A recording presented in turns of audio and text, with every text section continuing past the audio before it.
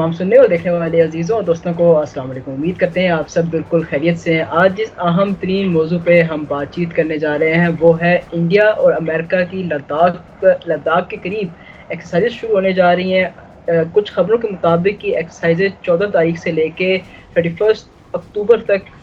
Continue रहेंगी। और India की तरफ से क्या इस पर रिएक्शन आया है, चाइना की तरफ से इस पर क्या रिएक्शन आया है, इसके बारे में आज इस इंटरव्यू में बात करेंगे। बहुत इंपॉर्टेंट टॉपिक है, आने वाले दिनों में गालिबन इस टॉपिक पे और ज़्यादा बातें शुरू हो जाएगी। आज हमारे साथ इसी टॉपिक पे बात करने के लिए मौजूद होंगे मोहम्मद बिलाल इफ्तिखार खान साहब,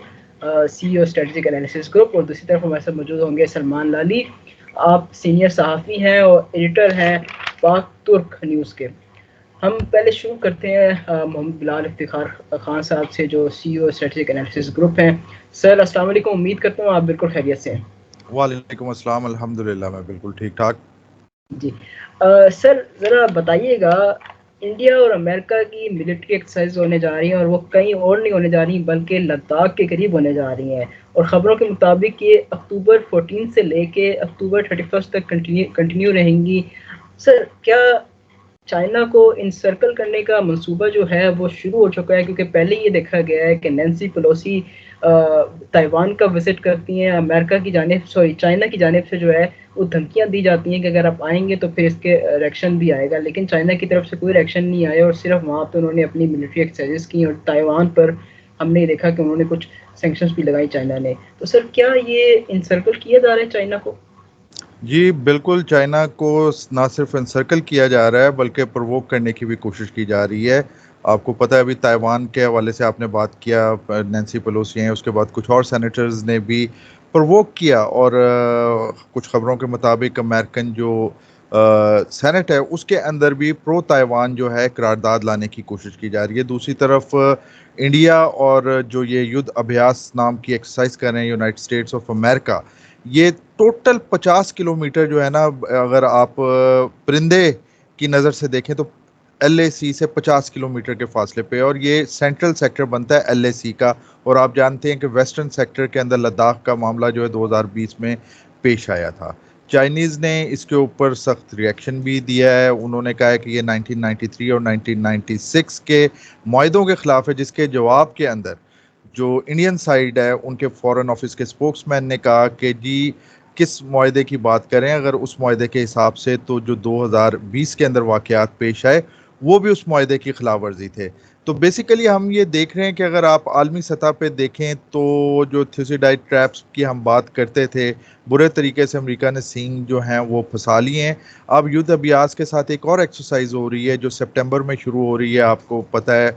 वॉस्टॉक रशिया के अंदर। और 2018 में हमने देखा था कि तकरीबन 3 लाख फौजियों ने इसमें हिस्सा लिया था, और तकरीबन 38,000 के करीब तो सिर्फ टैंक्स थे जो इस एक्सरसाइज में आए थे, जिसके अंदर जो है रशिया था, चाइना था और मंगोलिया था। और उसके बाद आपने देखा कि यही एक्सरसाइज जो है अभी शुरू हो रही है सितंबर के महीने के अंदर रशिया के अंदर, और चाइना भी इसके अंदर पार्टिसिपेट कर रहा है, ऑल्दो इसके अंदर मंगोलिया के अलावा इंडिया भी शामिल है। तो ये 2 एक्सरसाइजेज हैं जो काफ़ी चीज़ें, जो एक रीअलाइनमेंट जिस पे हम अक्सर बात करते रहते थे, उसको प्रूव कर रही हैं कि ये रीअलाइनमेंट्स जो हैं अब अलाइंसेस की तरफ जो हैं वो जा रही हैं। चाइना का जाना रशिया के अंदर बहुत मानी खेज़ है, ख़ास तौर पे उससे पहले जो हमने सदर प्यूटन का बयान एक सामने आया जिसके अंदर उन्होंने कड़ी तनकीद की कि जो ग्लोबलिस्ट एजेंडा है जो अमेरिका जिसको लेके चल रहा है, और उससे बचने के लिए जो है बहुत ज़रूरी है कि जो मल्टीपोलर वर्ल्ड है उसकी उस मल्टीपोलैरिटी को जो है स्ट्रॉन्ग किया जाए। इसके अलावा कुछ दिन पहले जो है चाइनीज़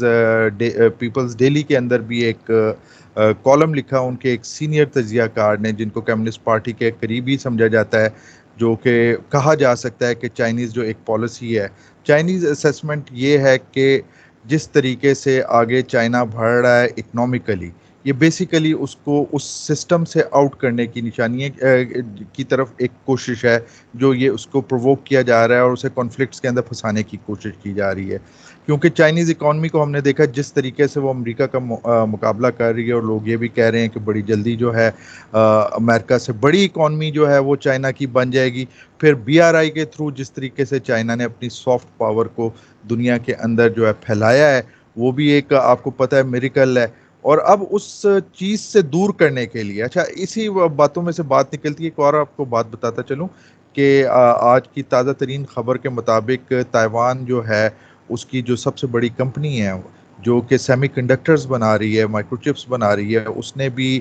جو ہے انڈیا کا دورہ کیا ہے اور انہوں نے سائٹ کر لی ہے جہاں پہ وہ فیکٹری لگا رہے ہیں. تو تائیوان اور انڈیا کی یہ ایک مائکرو چپ، آپ کو پتہ ہے کہ تائیوان کی ایک خصوصیت ہے اور اس کا پلانٹ جو ہے، اس کی فیکٹری جو ہے وہ انڈیا میں لگنا، یہ صاف ظاہر کر رہا ہے کہ اس وقت گیم کیا چل رہی ہے اور کس طریقے سے ایک سائڈ پہ تائیوان اور دوسری سائڈ پہ انڈیا کو یوز کر کے پریشر جو ہے وہ ڈالنے کی کوشش کی جا رہی ہے چائنا کے اوپر. لیکن چائنا جو ہے جس طریقے سے کلیبوریٹ کر رہا ہے، جس طریقے سے پارٹنرشپ اس کی چل رہی ہے رشیا سے، اور میں نے ابھی ذکر بھی کیا ریسنٹ پیوٹن کے جو ہے ایک بیان کا اور اس کے بعد پیپلز ڈیلی کا، تو یہ ایک انڈکلیئرڈ الائنس تو ہے، ہمیں نظر آ رہا ہے، ایک پارٹنرشپ بھی نظر آ رہی ہے، ایک الائنس بھی نظر آ رہا ہے. دوسری طرف انڈیا جب بات کرے گا تائیوان کے ساتھ اور انڈو پیسیفک کے حوالے سے وہ اپنے آپ کو ایگزرٹ کرنا چاہے گا، تو ایک پوائنٹ ایسا آئے گا کہ انڈیا اور رشیا کو ایک دوسرے سے اپنی جو ہیں راہیں جدا کرنی ہوں گی. یہ کتنا ٹائم لگے گا یہ آپ بھی دیکھ رہے ہیں، اور میرے خیال میں بڑی جلدی آپ دیکھیں گے کہ یہ کیمپس جو ہیں بڑے، جس طرح کولڈ وار کے اندر ڈیفائنڈ کیمپس تھے، ہم اس سائٹ پہ چلے جائیں گے. جی بالکل. اب ہم ذرا سلمان علی بھائی کی طرف جائیں گے، اور سلمان علی بھائی سے میرا ایک سوال ہے کہ سلمان علی بھائی، اگر ہم پورا ایک سینیریو دیکھیں کہ نینسی پلوسی جو ہے وہ تائیوان کا وزٹ کرتی ہیں، اس کے بعد بہت سارے وزٹ ہونا شروع ہو جاتے ہیں امریکن سائٹ کی طرف سے، تو اب یہ خبر آنا ہے کہ جی لداخ کے قریب امریکہ اور انڈیا کی ایکسرسائز ہونے جا رہی ہیں. تو آپ کیا سمجھتے ہیں کہ کیا امریکہ، چائنا، انڈیا کے تعلقات مزید جو ہیں وہ خراب ہوں گے؟ کیونکہ ہم پہلے یہ دیکھ رہے ہیں کہ جی وہاں امریکہ کے ساتھ چائنا کے حالات ٹھیک نہیں ہیں، پھر انڈیا پہ لداخ پہ معاملات ٹھیک نہیں چل رہے. کیا ہم یہ بھی تھوڑا سا اپنے دھیان میں رکھیں کہ شاید پھر سے جو ہے چائنا جو ہے نومبر یا دسمبر کے اندر پھر سے چڑھائی کر دے گا لداخ پہ؟ تھینک یو وکاس. سب سے پہلے دیکھیں، میں اسے جو بنیادی طور پر انسرکلمنٹ ہے اسی کا ایک حصہ سمجھتا ہوں. سب سے پہلے ہم دیکھیں کہ او بی او آر جو ہے، ون بیلٹ ون روڈ، اس کے دو سب سے اہم ترین روٹس کیا ہیں. ایک روٹ ہے پاکستان کے ذریعے جسے سی پیک کہتے ہیں، اور چائنیز اسے او بی او آر کا فلیگ شپ پروجیکٹ قرار دیتے ہیں. دوسرا اہم ترین زمینی جو کوریڈور ہے وہ سینٹرل ایشیا سے گزرتے ہوئے eastern Europe and then western Europe کی طرف جاتا ہے. اچھا، اب سب سے بڑا چیلنج جو چائنا کے اس پروجیکٹ کو ہے وہ بیسیکلی سی پیک کی صورت کے اندر ہے، اور سی پیک کے اندر انڈیا بارہا کہہ چکا ہے کہ کیونکہ جو سی پیک ہے وہ اس کی ٹیریٹری سے گزر رہا ہے، یہ ان کا دعویٰ ہے، اور وہ سمجھتے ہیں کہ اگر انڈینز نے یہ اپنا دعویٰ اسی طرح سے جاری رکھا تو آنے والے کچھ سالوں کے اندر کافی زیادہ مشکلات ہو سکتی. دوسری بات یہ ہے کہ کچھ ڈیفنس کے حوالے سے بھی ولنریبلٹیز ہیں اس کوریڈور کے اندر، جب وہ چائنا سے جو ہے گلگت بلتستان اور انہوں ایریا سے گزرتے ہوئے وہ مین لینڈ پاکستان کے اندر پہنچتا ہے. تو یہ وجہ ہم نے دیکھی کہ آؤٹ آف نو ویئر اچانک چائنیز کی جانب سے لداخ کے اندر ایک آپریشن شروع کیا گیا، اور اس آپریشن کے اندر ہم نے دیکھا کہ بھارت کے افواج نے، ان کی جو ملٹری فورسز ہیں، انہوں نے جس طریقے سے شرمناک طریقے سے شکست کھائی اور جو ہزیمت اٹھائی، اور تقریباً 1000 مربع کلومیٹر کا علاقہ جو ہے وہ چین کے قبضے کے اندر چلا گیا. یہ ساری کی ساری باتیں اس طرح کی ہیں جس سے انڈیا کی جو دفاعی کیپیبلٹی ہے اس پر بہت زیادہ سوالات اٹھ گئے کہ آیا انڈیا چین کا مقابلہ کرنے کے قابل ہے بھی کہ نہیں. ملٹریلی بات کر رہا ہوں. دوسرا، میں آپ کی توجہ دلانا چاہوں گا، پروین ساہنی ایک بہت ہی معتبر اور بڑے ہی اچھے تصویراتی مفکر ہیں بھارت کے، اور وہ بڑی ریئلسٹک قسم کی اسیسمنٹ کرتے ہیں، اور ابھی حال میں ان کی ایک کتاب جو ہے دی لاسٹ وار شائع ہوئی، اور اس کے اندر ان کا جو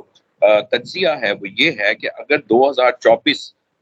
تک انڈیا اور چین کے درمیان جنگ ہوتی ہے تو ود ان 10 days جو چین ہے وہ لداخ اور اروناچل پردیش سمیت بہت سے اہم تصویراتی اہمیت کے جو علاقے ہیں ان پر قبضہ کر سکتا ہے with the minimum life loss. اس کی وجہ انہوں نے بتائی کہ there are two kinds of war domains that Chinese are employing into their larger military doctrine, और वो दो चीजें ये हैं कि जो रवायती डोमेन्स हैं वो तो हम सब जानते हैं कि एयर, लैंड एंड सी, जो उन्होंने मजीद ऐड की हैं वो इंफॉर्मेशनाइजेशन एंड इंटेलिजेंसाइज्ड ऑपरेशंस, जिसके अंदर स्पेस का भी किरदार है, जिसके अंदर साइबर स्पेस का भी किरदार है, जिसके अंदर जो प्रिसीजन गाइडेड फास्ट मिसाइल्स हैं उनका भी बहुत अहम किरदार है। उनका जो नजरिया है, प्रवीण साहनी का जो तज्जिया है वो बुनियादी तौर पर ये है कि पहले हल्ले के अंदर चीन जो है भारत का जो इंफॉर्मेशन सिस्टम है, जो उसका रडार सिस्टम है, उसका जितना भी इंफॉर्मेशन एंड कम्युनिकेशन इंफ्रास्ट्रक्चर है उसको मुकम्मल तौर पर जैम कर देगा through cyber warfare and through space based operations. जैसे ही भारत के पास से ये कैपेबिलिटी लूज होगी कि वो उसके पास कोई इंफॉर्मेशन या कोई भी किसी भी किस्म की कोई कम्युनिकेशन जो है वो बिल्कुल कट ऑफ हो जाएगी, तो देन बहुत ही तेजी से एक्ट करते हुए जो चाइनीज मिलिट्री है वो बहुत आसानी से आगे बढ़ते हुए टैक्टिकल वॉर के अंदर इंडिया को शिकस्त देगी, और उसके अंदर जो बहुत अहम किरदार अदा करेगी वो चाइनीज फास्ट मिसाइल्स हैं, जिनकी रफ्तार जो है अकॉर्डिंग टू प्रवीण साहनी वो 20 मैक्स तक है, जबकि इंडिया के पास जो सबसे जदीद तरीन मिसाइल्स हैं अपना ब्रह्मोस, उनकी जो ज्यादा से ज्यादा स्पीड है दैट इज अराउंड 3.2 और 3.5 मैक, और चीन के पास जो मिसाइल मौजूद हैं उनकी रफ्तार उससे कई गुना ज्यादा है। तो इस जंग के अंदर रफ्तार, तेजी, सरप्राइज का एलिमेंट, टेक्नोलॉजिकल एज बहुत अहम होगा, और प्रवीण साहनी तो यहाँ तक दावा करते हैं कि शायद उस जंग के अंदर चाइनीज जो है वो रोबोट्स को भी एम्प्लॉय करेंगे। ये वो सूरत हाल है जिसकी वजह से जो भारतीय माहिरीन दिफा हैं वो बहुत ज्यादा फिक्रमंद हैं और वो बहुत ज्यादा परेशान हैं, क्योंकि प्रवीण साहनी की ये किताब जो है वो महज चाइना की जानिब से रिलीज किए जाने वाले जो व्हाइट पेपर्स हैं उनके मदद से नहीं लिखी गई, या सिर्फ जो इंटरनेट के ऊपर मौजूद जो इंफॉर्मेशन है उसके जरिए नहीं वो लिखी गई। वो किताब बुनियादी तौर पर लिखने के लिए उन्होंने इंटरेक्ट भी किया with PLA and they talk to him, और इस सारी इंफॉर्मेशन के बाद उन्होंने ये जो है वो तज्जिया किया। उस तज्जिए के मुताबिक ये जो सूरत हाल है वो ये है कि आज इंडिया जो है वो उस लेवल के ऊपर खड़ा है जिस लेवल के ऊपर वो 1962 के अंदर खड़ा था। अगर आप टेक्नोलॉजिकली बात करें, अगर मिलिट्री प्रिपरेशन की बात करें, तो ऐसी सूरत हाल के अंदर it is completely I mean understandable के Americans are helping Indian military to prepare against any future adventurism of China in that area, and जो recent तज्जिए हैं मैं उनकी आपके साथ शेयर करके आपकी ये बात अपनी खत्म करूंगा, और वो ये है कि जो इंडिया है उससे चाइना के साथ जंग की तैयारी करने के लिए स्पेशली न्यू डोमेन्स के अंदर तकरीबन 10 से 15 साल चाहिए, और वो 10 से 15 साल वो डिप्लोमेसी के जरिए बाय करना चाहते हैं। But Chinese are no fool, they are also understanding all of this कि what Indians are trying to do, और मेरे ख्याल में कंटेनमेंट ऑफ इंडियाज थ्रेट, और ये ऐसा नहीं है कि वो कोई इन्वेड करेंगे चाइनीज और उनके जो ऑब्जेक्टिव होंगे, उनका बुनियादी ऑब्जेक्टिव ये होगा कि वो जंग को अपनी शराइत के ऊपर खत्म करने के काबिल हो सकें, और वो अपनी उनकी शराइत क्या होंगी, वो सी पैक के हवाले से, वो कश्मीर के हवाले से, वो लद्दाख के हवाले से, वो इंडिया की बहुत सी स्टेटेड पोजीशंस के हवाले से, इंडिया के अलाइनमेंट विद अमेरिका के हवाले से क्या होंगी, it is not very hard to imagine. So अगर ये होने जा रहा है तो इट इज कम्प्लीटली अंडरस्टैंडेबल कि why would India go with America to conduct military exercise in that area. जी मैं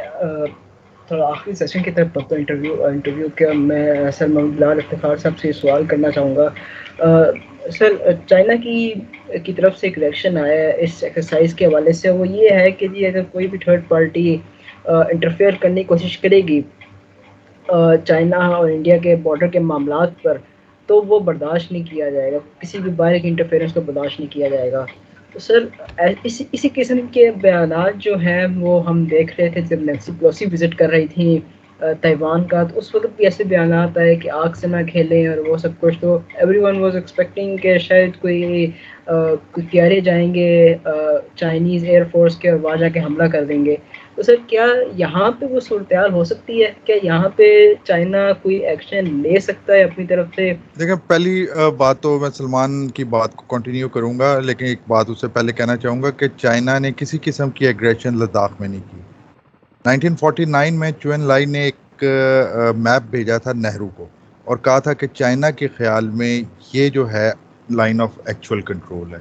نہرو نے اسے ریجیکٹ کر دیا، لیکن کیونکہ یہ بائی لیٹرل معاملہ تھا، چائنا نے بھی کچھ لے دے کے اصول کے اوپر پیس کو جو ہے پریفر کیا. 62 کی وار ہم سب کو پتہ ہے کہ اس میں انڈینز کی اچھی خاصی چھترول ہوئی میک موہن لائن کے اوپر.